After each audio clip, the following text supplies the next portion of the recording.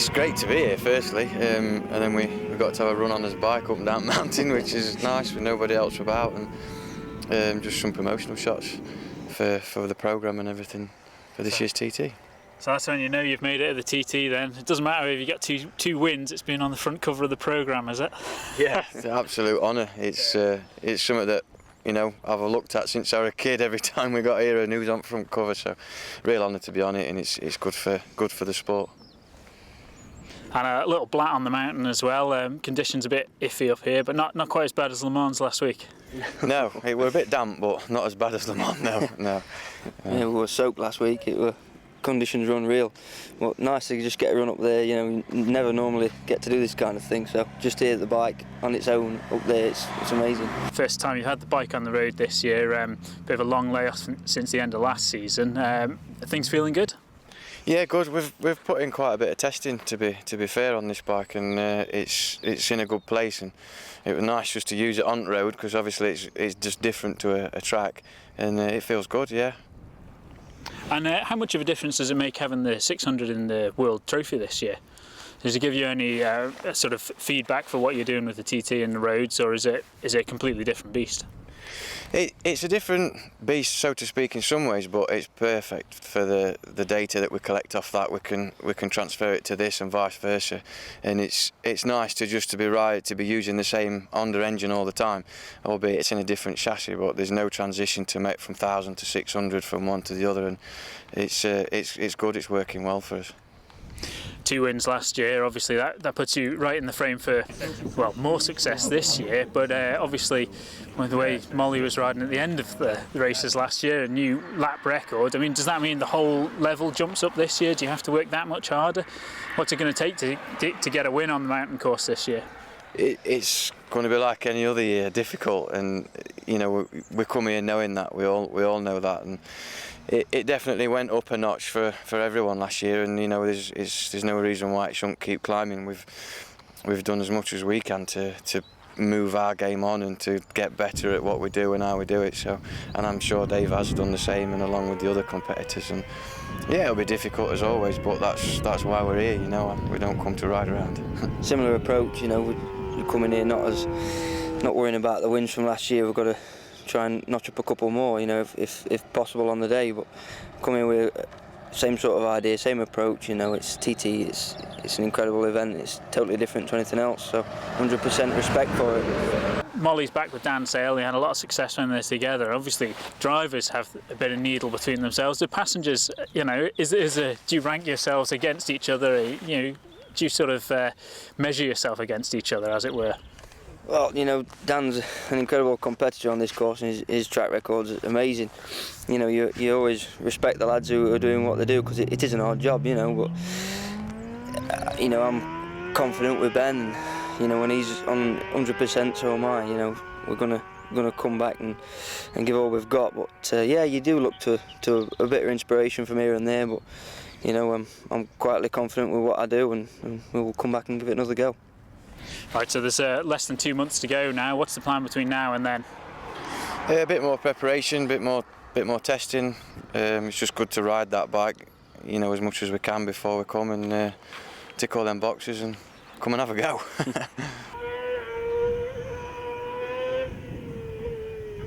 Yeah, they're wanting to use a full front cover of the programme with the picture of Kate's cottage in the background, so try to get some shots similar to what we do when we're racing. Hopefully it'll look pretty cool. If you scroll back sort of 10 months when you're waiting for the start of the Supersport Race 1, I mean, did you know then, you told Chris Kinley at the end of the race that you were not surprised to be back on the podium. You said you always intended to be back, but did you know that you were going to get back on that podium?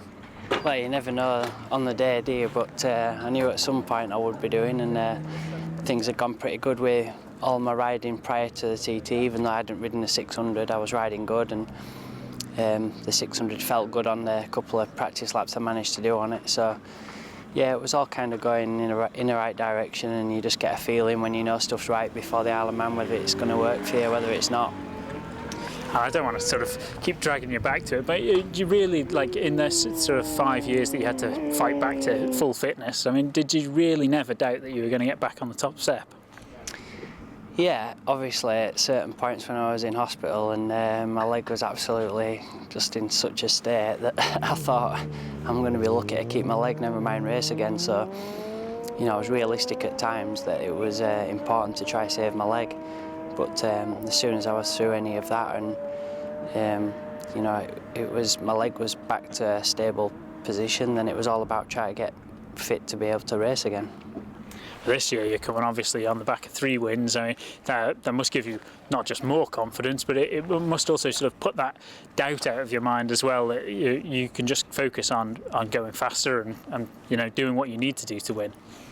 Yeah, it changes obviously a lot of your thought process and the way I come into the TT, and I've got bikes that I'm really happy with. I've spent a lot of time on the BMW, and the 600's obviously the same bike as last year, so you know, I'm confident and I can only do what I can do and the team can do what they can do, and then it all has to work out on the day. But I couldn't be happier the way I'm going into the TT, that's for sure.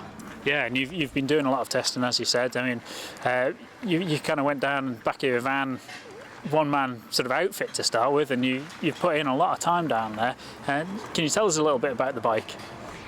Yeah, it was just mainly, I mean, the bike's not totally different from a normal kind of Japanese motorcycle, I suppose, but it's not a Japanese motorcycle. So before the team came out and I started testing a super bike, I just wanted to be 100% sure of what the bike was like as a standard base model, really. So I got the super stock bike off the team and just went out there on my own with the intention to do some miles on the track day. So it worked out really good, and I got 4 days just riding round and round and round on the super stock bike. But as it happened, I clicked with the bike straight away the first day, and you know, I've loved riding it. So we've changed very little throughout all the testing, and I haven't really been testing, I've just been riding. So then when the super bike came out, you know, I could get on with it and jump straight on it and not try to go down a route that the bike didn't like or anything like that. You know, I knew what the standard bike was like, and so it made it a lot easier for me. And then we had 2 good tests as a team, and then I stayed back to do the Metzler tyre test as well. So we got through a lot of tyres there. We tested 30 different tyres in 3 days. So yeah, I've had a lot of miles on the bike, and then the team, we went to 2 British tests as well at Silverstone and Donington. It's gone really well at those, and obviously it paid off on Saturday. Well, at the weekend. Yeah, at the weekend, the first race to get on the podium at Silverstone felt special. You know, I think it was, well, going into it, it was going to be my worst track for the year, really, because the first time the BSB kind of outfit went to Silverstone was when my leg got done, so I didn't race there very much. And then I did a super stock race there a couple of years ago, and I was absolutely pitiful. So I wasn't expecting much from the weekend, but I knew I was riding good, and I thought if I can just get away safe and get the first race under my belt, we can go from there. And that's pretty much what happened, really.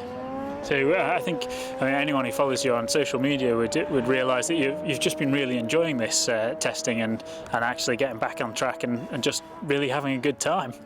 Yeah, I mean, it's nice not to be scratching your head all the time and going out on a bike that you're struggling with and try to make it work. You know, it's just clicked with me, and I just love riding it, and I just pull out of pit lane and jump straight on it and ride fast. So that's you know, the perfect scenario, really. Yeah. Okay, well, turning attention to the TT then, I mean, you're not going to be happy with anything but wins, really. But this really, there's never been a year where it's been so close. Anyone in the top 5, 6, even top 7 or 8 could be a contender for the Superbike wins, and you know, top 10 or so in the super sport races. It's going to be really tough. I mean, John and Michael are going to be up there, and Bruce as well. So, you know, what would you do to get the sort of headspace you need to set off and win a race? I've just got to work as hard as I can in practice week to make sure my bike's fit for the race, you know, and then it doesn't matter to me who's going to be fast, because there's always going to be somebody that's your competition. So I've just got to work on my own stuff and work on my own bike and make sure that I'm in a comfortable position to be able to push hard. And you know, if somebody's going to push with me, then I'll have to try and do a bit more. And between now and then, it's a bit less than 2 months now. What are your plans for between now and then? really busy just with riding really. We've got a test at Alton Park next week, which I'll be testing Superbike, Superstock and 600 all in the day, so that's going to be a hectic day. And then the week after we've got the Alton Park race, which I'm racing in the Superstock and the 600 class, so we can get a run out on the 600 before the Northwest. And then we've got a test at Kyrgyzstan on the Superbike before the Northwest, and then the Northwest 200 obviously, and then come back from that to another British round on the Superstock bike at Brands Hatch, and then we're at the TT, so I'm pretty much going to be on a motorbike from now until the TT. So Lee, what's been going on since last year? We last spoke to you I think just before the Classic TT. We're now here just ahead of the TT. What's been going on in the off season? Probably most of the stuff I can't really talk about, but not much. The usual things that everybody does. I get away from riding bikes, to be honest, you know what I mean? Haven't rid a bike probably from Macau right through to February, March time, so I took a good gap and back out my bicycles and stuff. I've even been over on the Isle of Man doing a little bit of cycling and stuff as well, so just, yeah, the general things that everybody tends to do, and then trying to get back fit now and ready. We've been doing some tests and stuff lately, and first race this weekend at Scarborough Spring Cup, so looking forward to getting back racing again, really, to be honest. So you've been keeping busy with the charity fundraising as well? Yeah, it's been going really good actually. We've sort of branching out a little bit from, it started off just with the motorbike racing with me and stuff like that, so I'm lucky enough to have some friends that do other sports and rallycross, rallying, drifting and stuff like that. So we were at a car show, Dubshed, last weekend in Northern Ireland, which was really good. So we're official charity for that show and stuff. So it was really good to get into a different sort of market for the charity and stuff and just get it a bit widely known, and it's going really good, you know what I mean? We've made more money I think the start of this year already than halfway through the year last year and stuff, so big thanks to everybody that's been donating and helping out. Okay, and let's just turn to the racing then. You're staying with the same team as last year and building on success. I mean, first podium in the big bike race, the Superstock race last year. I mean, the aim has got to be obviously to improve on that, but it's going to be a really tough field this year. Yeah, I think it's getting tougher every year. A fan actually said that to me last week. He says it's meant for the fans now because we go and 10 people could win a race. Do you know what I mean? Like maybe 5-6 years ago it was, you know, John, Bruce or Hutchie, that was sort of it, and then Michael's come along. But now I think there's a broader sort of field. Not saying it's any better than or harder it was years ago, but there's definitely a bigger depth and stuff there, which is awesome. But it's just for us young guys trying to come through, it just makes it a little bit tougher. But yeah, I'm up for the challenge. You know what I mean? I've stayed with the same team for good reason. They're a good team, good bikes, and we've no real reason to leave. So. Yeah, we'd like to try and win one, but it'll not be for the lack of trying, but we'll definitely be there, and hopefully we'll get one. The top 10 are all going to be in with a chance in a big bike race. You're obviously aiming to be on that top step of the podium, but if you had to put money on now, who would you say the top 3 of the rivals would be there then? I think you can't go far past the factory bikes, you know what I mean? I know we're a privateer team and the bikes are good and stuff, but you've got obviously the likes of Hickman's on a factory Kawasaki now, John's still on the trusty Honda, and obviously Michael's on good BMWs, and Hutchie's just signed for the factory BMW team, so there's 4 guys straight away. Bruce is on essentially factory Hondas. It's, the list goes on, doesn't it? Like, and then you have the likes of Dean Harrison coming back to Kawasaki's and stuff as well. So I don't know. It's going to be tough. Like, definitely. And Hillier's obviously on good Kawasaki. You know, you've got guys that have all podiumed numerous times. So I've only had one. Maybe it was a fluke. I might never get back.